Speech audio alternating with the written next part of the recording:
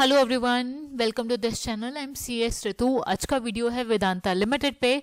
Vedanta limited ने कल अपना प्रोडक्शन का डेटा रिलीज किया है। लेट नाइट कंपनी की तरफ से प्रोडक्शन का डेटा आया है दिसंबर क्वार्टर और 9 मंथ्स एंडिंग दिसंबर 2024 का। कैसा डेटा है ये जानेंगे हम आज के इस वीडियो में। इस डेटा के बाद स्टॉक कैसा रिएक्शन दिखा सकता है ये भी जानेंगे। क्या हिंदुस्तान जिंक की तरह स्टॉक 3-4% की तेजी दिखा देगा मंडे के सेशन में इस डेटा के बाद या नहीं? एनालिस्ट का क्या व्यू है, मेरा क्या व्यू है, सभी डिटेल्स को जानेंगे हम आज के इस वीडियो में। तो बिना किसी देरी के इस वीडियो को स्टार्ट करते हैं।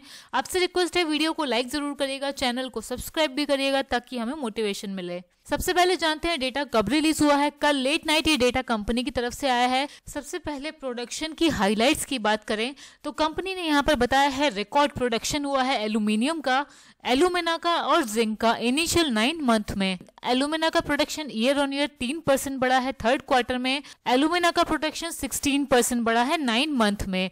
जिंक ने नया हाई बनाया है रिफाइंड मेटल में, प्रोडक्शन 3% ईयर ऑन ईयर बढ़ा है 9 मंथ्स के लिए। जिंक इंटरनेशनल, वेदांता का इंटरनेशनल जिंक बिजनेस, यहाँ पर वॉल्यूम 12% ईयर ऑन ईयर बढ़ी है, 6% क्वार्टर ऑन क्वार्टर बढ़ी है। ऑल्सो कंपनी ने यहाँ पर यह भी बताया है कि जया डिस्कवरी में वॉल्यूम्स बढ़ी हैं जिसकी वजह से प्रोडक्शन को सपोर्ट मिला है ऑयल एंड गैस बिजनेस में। और फेरोक्रोम के प्रोडक्शन पे कंपनी ने बताया है कि 9 मंथ्स का बेस्ट एवर फेरोक्रोम प्रोडक्शन है, 35% ईयर ऑन ईयर बढ़ा है। तो यहाँ पर देख के तो सब अच्छा लग रहा है कि अच्छा प्रोडक्शन है हर वर्टिकल में। लेकिन चलिए समझते हैं डिटेल में कैसा प्रोडक्शन का डेटा है वेदांता लिमिटेड का। सबसे पहले वेदांता के एल्यूमिनियम बिजनेस की बात करें तो लांजीगढ़ रिफाइनरी में कंपनी ने एल्यूमिना का प्रोडक्शन रिपोर्ट किया है थर्ड क्वार्टर में 505,000 टन्स का, लास्ट ईयर से 7% का इंक्रीज है। सेकेंड क्वार्टर से देखें तो 1% का इंक्रीज है। 9 मंथ के लिए देखें तो 1542,000 टन्स का प्रोडक्शन है, 16% का लास्ट ईयर के 9 मंथ से इंक्रीज है।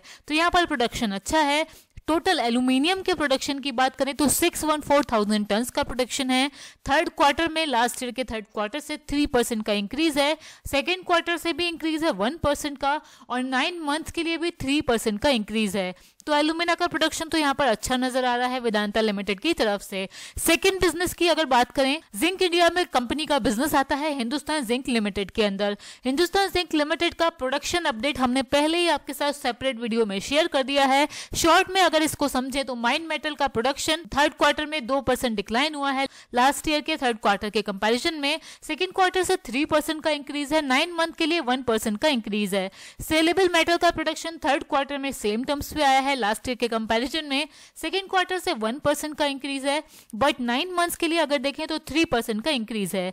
सिल्वर के प्रोडक्शन में हालांकि थर्ड क्वार्टर में 18% का डिक्लाइन है, सेकेंड क्वार्टर से 13% का डिक्लाइन है और 9 मंथ्स के लिए भी 8% का यहाँ पर डिक्लाइन है। तो सिल्वर का प्रोडक्शन यहाँ पर अच्छा नहीं आया है। अदर बिजनेस की बात करें, वेदांता के जिंक इंटरनेशनल बिजनेस में टोटल माइंड मेटल का प्रोडक्शन 46,000 टन्स का है, लास्ट ईयर के थर्ड क्वार्टर के कंपैरिजन में 12% का इंक्रीज है।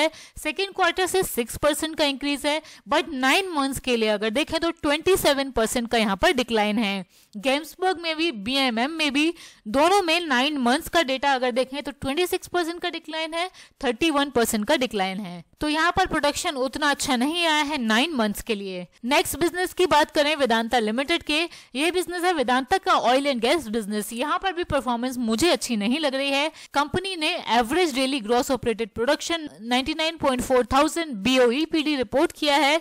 लास्ट ईयर के थर्ड क्वार्टर के कंपैरिजन में 19% का डिक्लाइन है, लास्ट क्वार्टर से भी 5% का डिक्लाइन है एंड 9 मंथ्स के लिए भी 19% का डिक्लाइन है। Average daily working interest production की बात करें तो ये है 65.6 थाउजेंड BOEPD। तो यहाँ पर भी लास्ट ईयर के थर्ड क्वार्टर से 18% का डिक्लाइन है, लास्ट क्वार्टर से 5% का डिक्लाइन है एंड 9 मंथ्स के लिए भी 18% का डिक्लाइन है। तो यहाँ पर प्रोडक्शन अच्छा नहीं लग रहा है। वेदांता के आयरन ओर बिजनेस की बात करें तो यहाँ पर सेलेबल ओर का प्रोडक्शन आया है 1.5 मिलियन टन्स का, लास्ट ईयर के थर्ड क्वार्टर से 10% का इंक्रीज है, लास्ट क्वार्टर से 17% का इंक्रीज है एंड 9 मंथ्स के लिए भी 8% का यहाँ पर इंक्रीज है।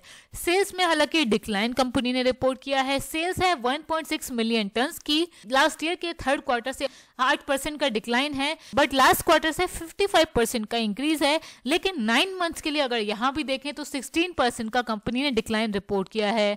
पिग आयरन का प्रोडक्शन 217,000 टन्स का है, लास्ट ईयर थर्ड क्वार्टर के कंपैरिजन में 7% का इंक्रीज है लास्ट क्वार्टर से 14% का इंक्रीज है, लेकिन 9 मंथ्स के लिए 3% का डिक्लाइन इस बिजनेस में भी कंपनी ने रिपोर्ट किया है। तो यहाँ पर भी मिक्स्ड परफॉर्मेंस नजर आ रही है वेदांता लिमिटेड की।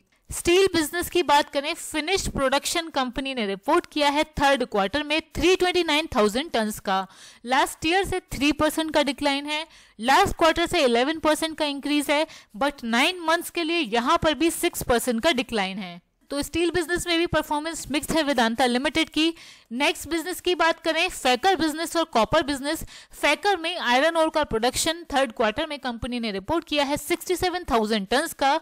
लास्ट ईयर के कंपैरिजन में 1% का इंक्रीज है, लास्ट क्वार्टर के कंपैरिजन में 77% का इंक्रीज है। 9 मंथ्स के लिए भी 15% का कंपनी ने यहाँ पर इंक्रीज रिपोर्ट किया है।